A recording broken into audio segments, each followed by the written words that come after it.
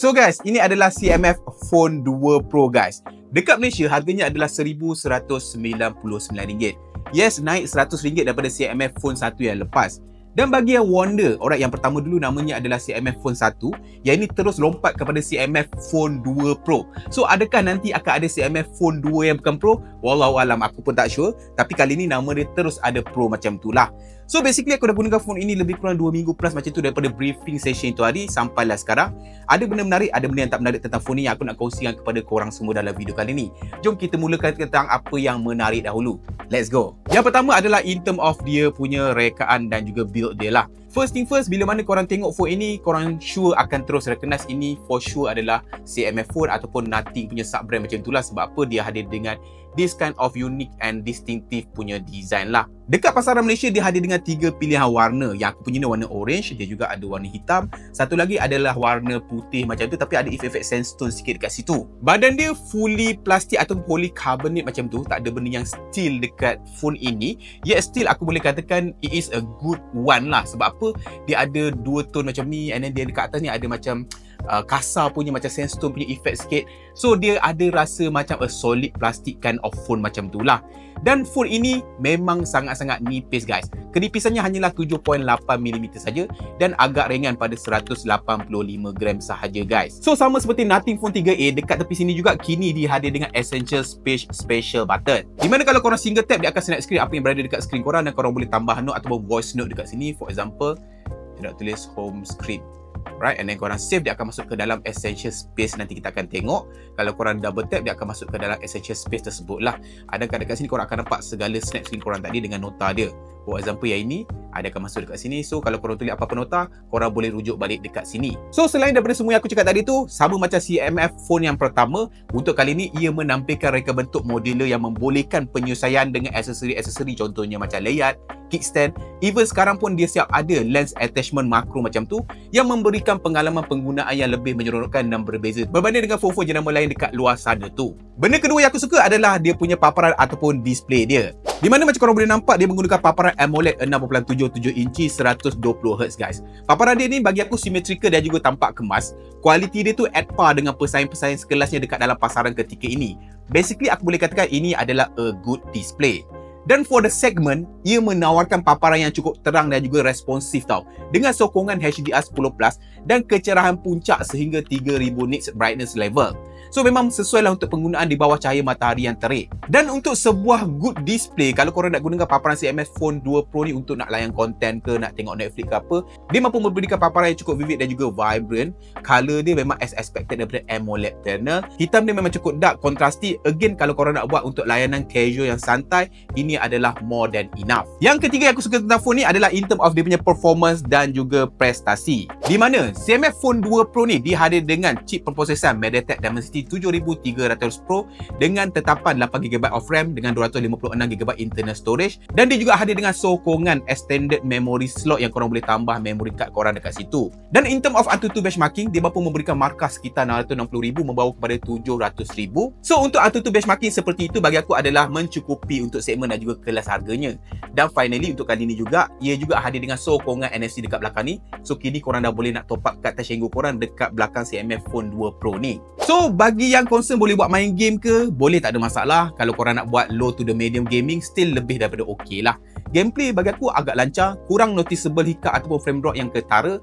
Hitting issue pun tak ada nampak yang pelik-pelik lah. So far kalau korang nak buat main fast pace game, again medium setting punya grafik, no issue at all. Benda best yang keempat adalah kamera dia. At least untuk daytime shot. Di mana untuk kali ni, CMF Phone 2 Pro ni hadir dengan triple camera setup dekat belakang, di mana kamera utama dia adalah 50MP.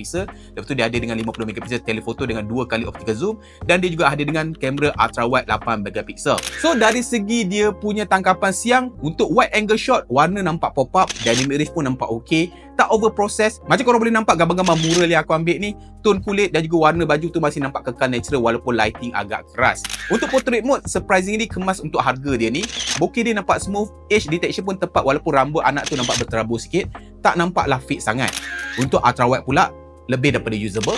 Tapi kalau kau perasan, warna dan juga kontras dia tu tak sekuat kamera utama. still acceptable kalau korang nak buat untuk travel shot macam tu.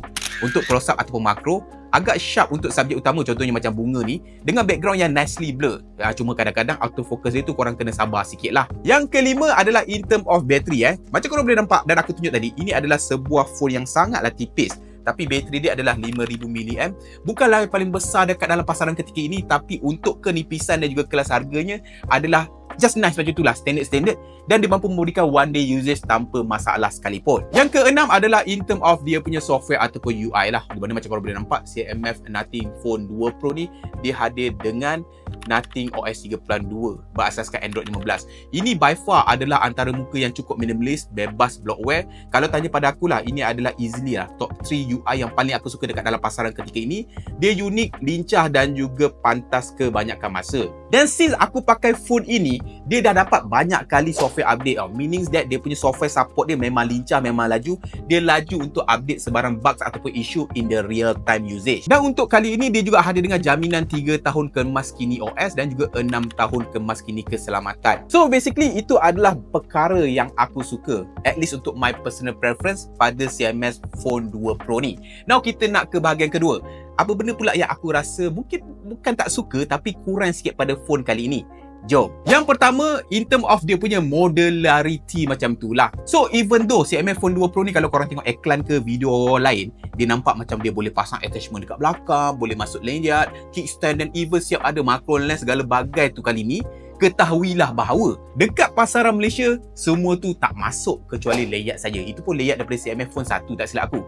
The rest tu tak silap aku, bila aku tanya dia kata itu untuk pasaran India sahaja, even Europe pun tak dapat. So mana-mana yang korang nampak dekat YouTube tu semuanya adalah media kit yang diberikan oleh CMF untuk just nak showcasing saja. Tapi in the market itself tak dijual dekat pasaran Malaysia. Perkara kedua yang kurang sikit tentang CMF Phone 2 Pro ni adalah in term of dia punya kamera malam.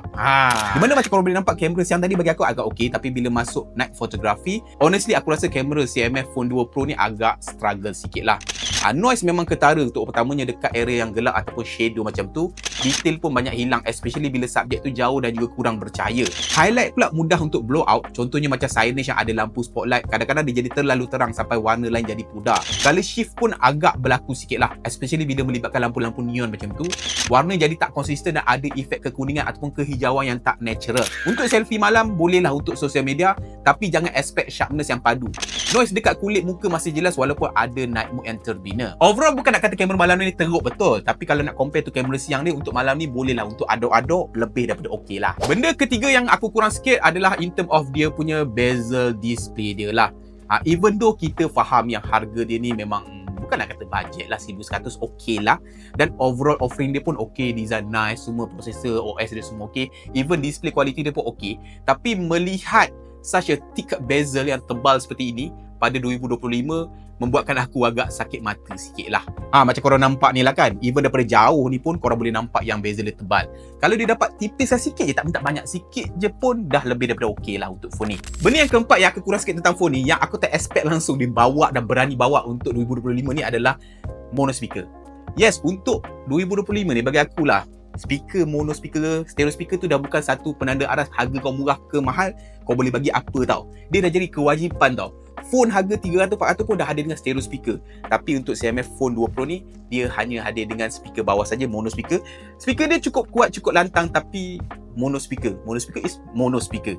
Alright. Yang kelima, walaupun dia hadir dengan bateri yang boleh dikatakan agak standard 5000 mAh, tapi pengecasan dia bagi aku masih lagi considerably slow lah, 33 watt. Lepas tu tak ada adapter charger pula dekat dalam kotak.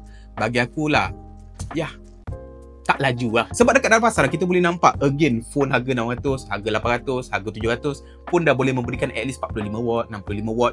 Jadi pengecasan pantas ni bukan lagi benda yang premium yang kau boleh jadikan alasan bila mana phone kau tak begitu mahal, kita bagi 33 watt, 27 watt, 20 watt, 18 watt. Kau bukan iPhone. iPhone je boleh buat benda-benda macam tu dan still orang akan sanjung. Tapi untuk Android, kita bertanding dekat dalam lautan peranti-peranti bajet yang pelbagai high speknya. Yang terakhir, benda ni tak penting sangat, nitpicking je, iaitu dari segi kadar perlindungan IP yang rendah lah. Ataupun dalam bahasa mudahnya, IP rating dia tu tak begitu tinggi macam orang lain. Dia hanya ada dengan IP 54. Yes, kita faham sebab apa, dia modularity lah, jadi nak water seal tu mungkin impossible. Tapi bila mana dekat Malaysia kita tak dapat segala option untuk nak ubah-ubah suai tu, bagi aku dia agak rugilah sebab dah lah kita tak dapat benda tu.